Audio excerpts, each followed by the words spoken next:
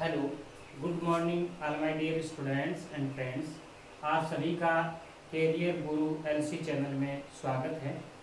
आज अपन मैथमेटिक्स के टॉपिक की वर्गमूल पर बात करेंगे। उससे पहले मुझे कमेंट में मिला है कि सर आपने वर्ग है वो दो संख्याओं का तो बता दिया है लेकिन तीन संख्याओं का नहीं बताया है।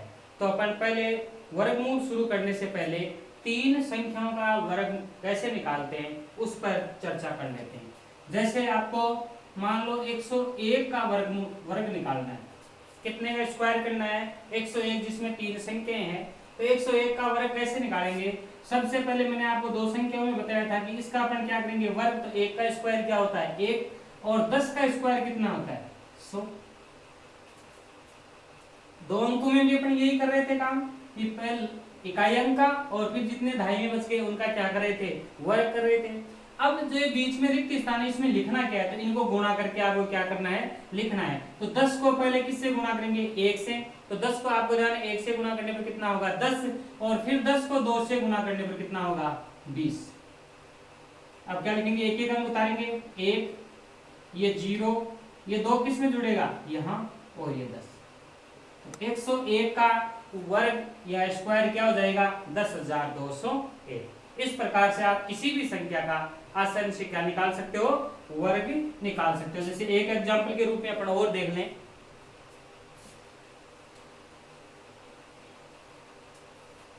मान लो आपको 122 का वर्ग निकालना है।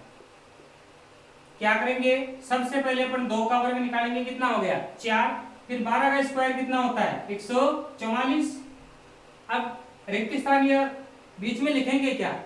सबसे पहले 12 को किससे गुणा करेंगे 2 से। 24 फिर 24 को कितने से गुणा करेंगे 2 से। कितना हो गया 48 यानी 48। अब क्या करेंगे एक एक अंक उतारते जाओ 4 फिर 8 फिर ये 4 किस में जुड़ेगा 144 में। तो कितना हो जाएगा 148।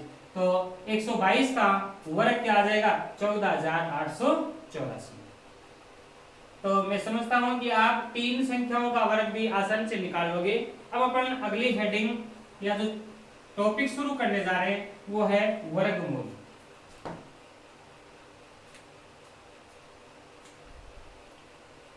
वर्गमूल जैसे मैं कहूं आपको कि जोड़ की प्रतिलोम संक्रिया क्या होती है। जोड़ की आपने छोटी कक्षाओं में पढ़ा है। जोड़ की प्रतिलोम संक्रिया है वो होती है बाकी। ऐसे में आपसे पूछ लूं कि वर्ग की प्रतिलोम संक्रिया क्या होती है तो क्या लिखेंगे वर्गमूल। ये ध्यान रखने की है।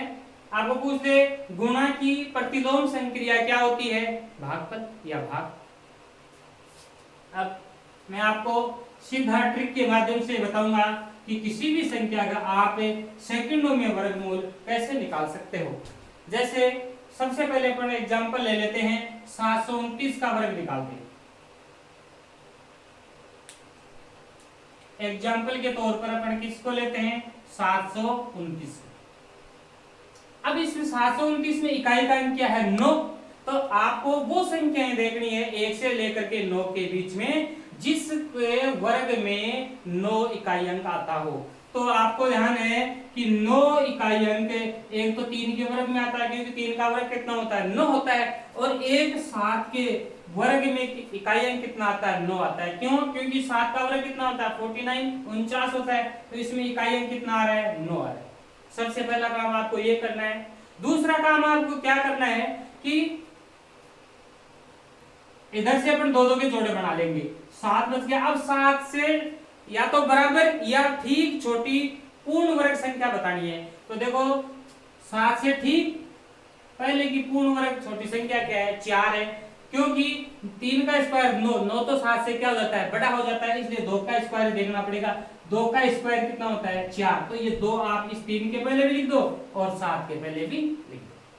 अब अपने पास सिचुएशन ये आ गई कि 729 का वर्गमूल 23 होगा या 27 होगा। ये अपने को देखना पड़ेगा। तो कैसे देखेंगे कि 27 और 23 के बीच में कौन सी संख्या है। देखो 27 में से आप 2 घटाओ कितना बचा 25। 23 में आप दो जोड़ो कितना बचा 25 कितना हुआ 25। तो आपको यहाँ 25 इनके मध्य की संख्या का स्क्वायर करना है और आपको दो अंकों का वर्ग मैंने निकालना बताया हुआ है। कैसे निकाला हुआ है कि 5 का वर्ग कितना हो जाएगा 25। अब दो यहाँ जो संख्या है उसको 1 बढ़ा करके गुना करना है, तो 2 को किससे गुना करेंगे 3 से, और 3 को आप 2 से गुना करोगे तो कितना आ जाएगा 625। अब 625 इस 729 से छोटा है या बड़ा, दिख रहा है आपको छोटा है तो छोटा होगा, इसका मतलब जो वर्गमूल आएगा वो 25 से तो बड़ा आएगा क्योंकि 625 तो पहले से ही छोटा है, इसलिए 23 नहीं होकर इसका वर्गमूल क्या होगा 729 का 23, और इस क्वेश्चन का आंसर क्या आएगा 27। तो आप मिनटों के सवाल को सेकंडों में आसानी से हल कर सकते हो, इससे कोई शॉर्ट ट्रिक और कोई हो नहीं सकती। एक एग्जांपल अपन और लेते हैं।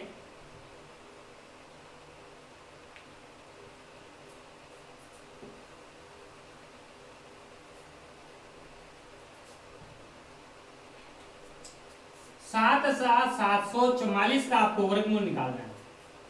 कैसे निकालें वही आपको ट्रिक देखनी है कि 4 इकाई का क्या है यहाँ 4 है, तो आपको ये देखना है कि 4 किस किस के वर्ग में आता है। तो आपको ध्यान है 4 या तो 2 के वर्ग में आएगा और यह आएगा 8 के वर्ग में, क्योंकि 8 का होता है 64 स्क्वायर, वर्ग क्या होता है 8 का 64 में देखो इकाई का क्या आ रहा है 4 आ रहा है। अब अपन क्या करेंगे इधर से दो अंक के जोड़े बनाएंगे, कितना बचा 77। अब 77 से ठीक पहले की पूर्ण वर्ग संख्या देखो तो कितना हुआ, मैं समझता हूँ 8 पूर्ण वर्ग संख्या पहले है, क्योंकि 8 का स्क्वायर जब आप करोगे तो इसका मान कितना आएगा 64, क्योंकि 9 का स्क्वायर करोगे 81 ज्यादा हो जाएगा 77 से, तो ये 8 है, अपन इन दोनों के पहले लिख देंगे।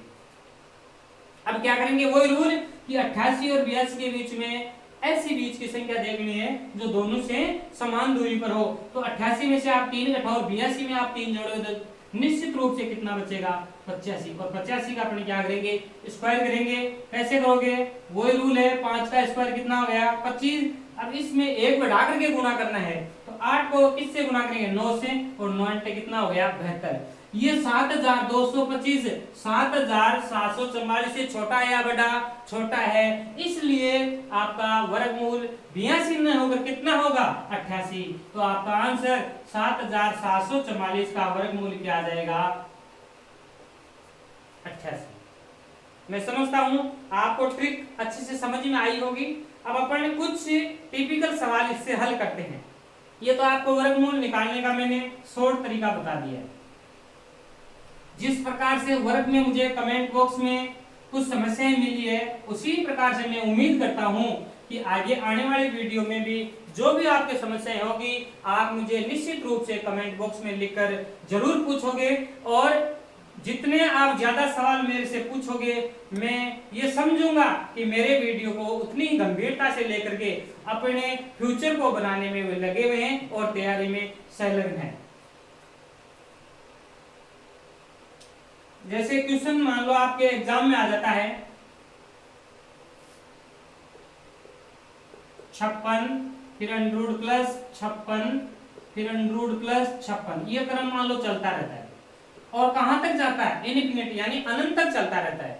तो इस प्रकार के सवालों को अपन देखते हैं तो बहुत ही कठिन आपको दिखाई देता है, लेकिन मैं इसका आंसर आपको बिल्कुल 2 सेकंड में निकालने बताऊंगा। कैसे निकालेंगे, सबसे पहले ये देखो कि जो संख्या है वो हमेशा समान होनी चाहिए अंडररूट में। पहला नियम तो ये होना चाहिए कि जितनी भी संख्या दे रखी है वो क्या होनी चाहिए समान होनी चाहिए।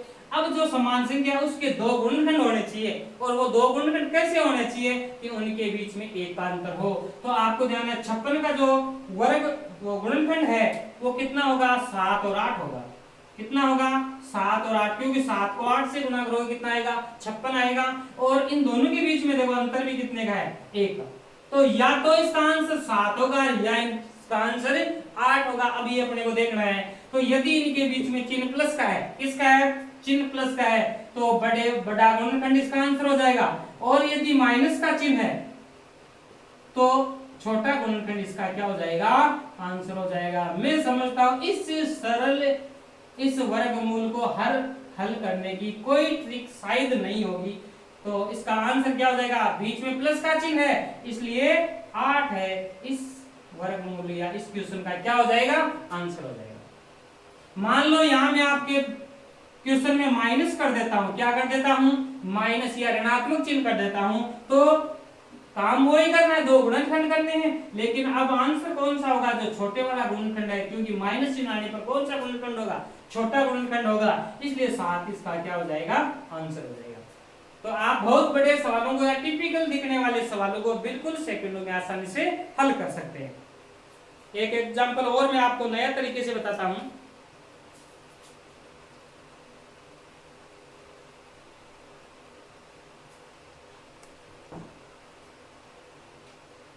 जैसे मान लो आपके बीच संख्याएं तो समान दे दी, लेकिन इनके बीच में चिन्ह नहीं दिया, गुणा का चिन्ह है। किसका चिन्ह है, गुणा का, और वही अनंत तक चलती है। तो इस क्वेश्चन का आंसर बिल्कुल आराम से सटीक तरीके से आप दे सकते हो कि यदि इनके बीच में प्लस माइनस का चिन्ह नहीं हो और संख्याएं समान हो और सभी अंडर रूट या वर्गमूल में हो, तो वो जो संख्या दे रखी है वही संख्या इस प्रश्न या सवाल का क्या हो जाएगा, आंसर हो जाएगा। तो इस सवाल का आंसर कितना आएगा, 5।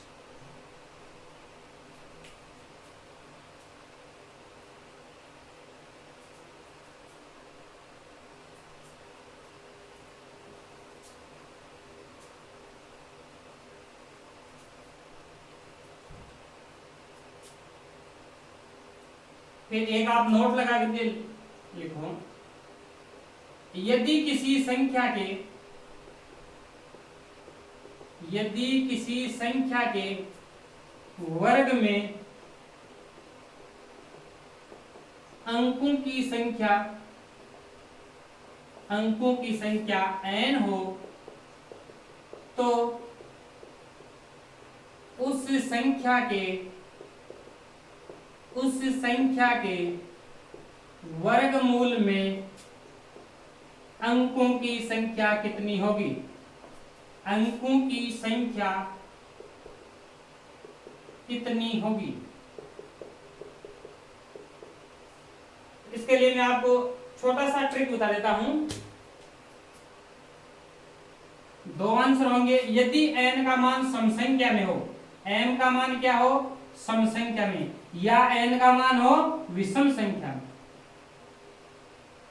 यदि n का मान समसंख्या में हो तो n/2 अंक है वो उसके वर्गमूल में अंकों की संख्या हो जाएगी, और यदि n या अंकों की संख्या क्या है, विषम में है, तो n + 1/2 वहां अंक है वो उसका क्या हो जाएगा, वर्गमूल में अंकों की संख्या हो जाएगी। एक छोटा सा एग्जांपल,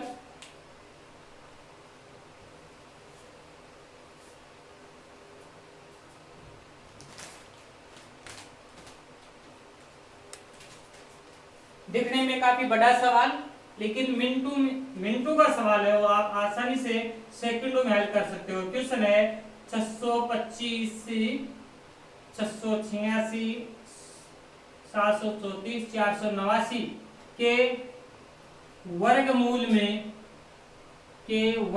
में अंकों की संख्या होगी, के वर्गमूल में अंकों की संख्या होगी। आराम से, आप ज्यादा सोचने की जरूरत ही नहीं है। मैंने आपको बताया, देखना है n सम संख्या में विषम संख्या में, तो गिन लो 1 2 3 4 5 6 7 8 9 10 11 और 12, यानी n का मान किस में है, सम संख्या में है, तो अपन फॉर्मूला क्या लगा लेंगे, n